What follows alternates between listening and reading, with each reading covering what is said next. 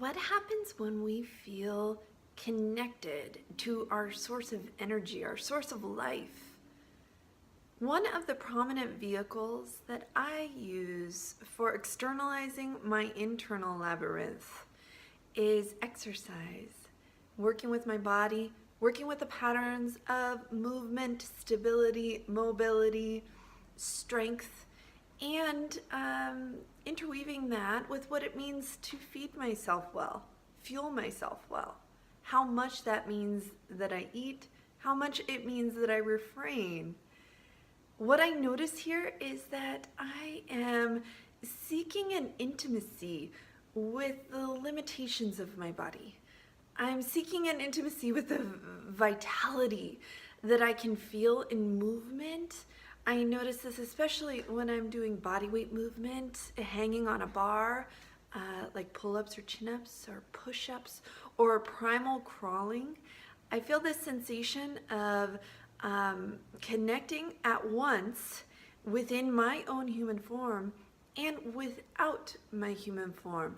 I feel this vivid cellular memory emerging within my form as I'm moving. It makes me feel connected to our ancestors. It makes me feel connected to other species as I recollect that I am an organism. I am an organism taking in my environment through the sun, through water, through food, through air. I'm gonna loop this around into my first reading today from Christopher Ives' Zen on the Trail. I'm on page 71. Whenever I sit by a fire, watching the pulsation in the coals, I feel a connection to those who sat by fires in caves or on the savannah. I feel something ancient. Perhaps it's the elemental reality of fire, its heat, its power of transformation that alchemists and cooks have tapped throughout human history. Maybe the fire is telling me something in a language too subtle to comprehend.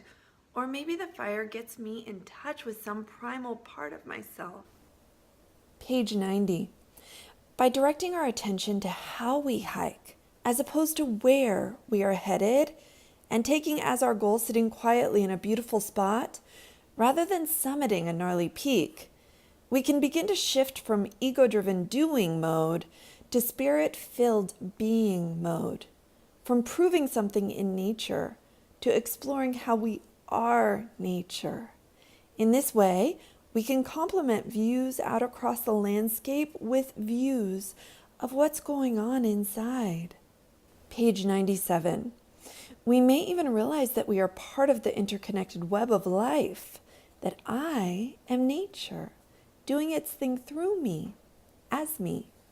I am one temporary configuration in the field of energy called nature. To shift metaphors, I'm a wave in a vast ocean of energy, and while on retreat in the woods, I may realize that I am inseparable from that unified expanse of water, even as I take my particular form as one wave, one upwelling of that whole. Though I normally think of myself as a separate entity, as an autonomous wave, I'm actually a water as wave.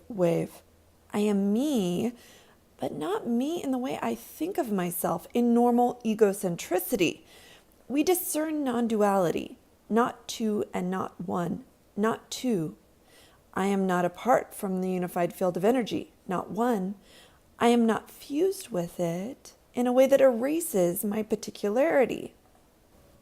Page 122. In some ways, the real learning begins after you get back. That's when you notice how you've changed.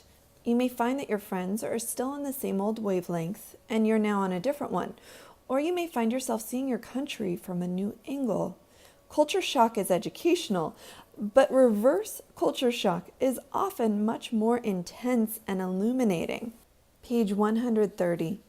Perhaps the benefit we should seek in our pilgrimages into nature is not a direct experience of the most awesome peak or the most virgin wilderness, but the ability to pay close attention to the nature that is happening all around us. The ants filing into the kitchen, the dandelions pushing up through the grass, the pigeons foraging in the park. Page 139. Zen masters have told us to pick up our bowls, to look at the cypress tree in the garden, to hear a pebble hitting bamboo. Other mystics proclaim that God or the Great Spirit is all around us. But can we open our minds, pay attention, and feel that presence? Being able to attune ourselves to the sanctity around us, or if you prefer, the beauty and wonder, may call for attention and intention, approaching each excursion beyond the threshold of our home as a pilgrimage, as a journey of openness and awe. I'm on page 145, and this will be the final passage I read from this book. We must be careful lest we look perpetually outside ourselves.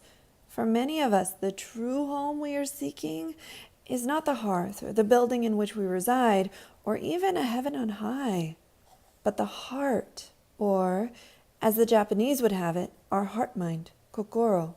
Skipping down here, when we try to find this home, it slips away into the shadows, but we know it's there. It's our source, the wholeness from which we separated when we embrace the reflective consciousness that makes us human, but leaves us alienated. We sense it in our depths, and we long for it.